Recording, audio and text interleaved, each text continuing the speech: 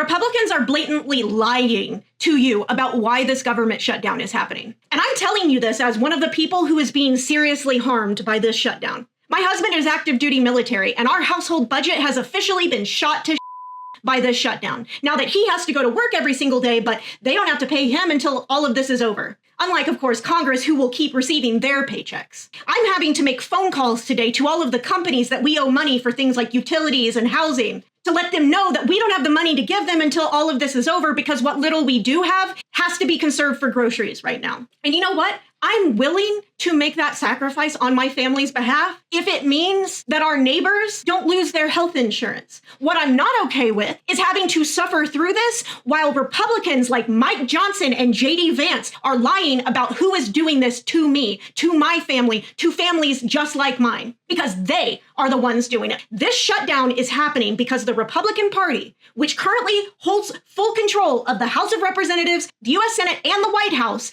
cannot corral enough members of their own party to pass a budget on their own. And so they need Democrats to vote in their favor. And Democrats have said they'll do that. The one and only thing they've asked for in return is for Republicans to help make sure that 20 million American citizens don't lose their health care at the end of this year. That's it. That's all they've asked for. That's all they want. That's all we want, is for you to not lose your health care. But Republicans have refused, because apparently making sure that you don't have to pay hundreds or even thousands of dollars more a month for health insurance is just too much to ask of them as your elected leaders. You know, unlike the trillions of your taxpayer dollars that they happily gave to their own billionaire buddies in tax cuts a few months ago. But Republicans can't tell you that this shutdown is happening because they refuse to help your family out, so they lie to you instead. They scapegoat immigrants despite knowing that immigrants don't have all to do with this. Here's the truth. There is not a single solitary undocumented immigrant that receives even a single penny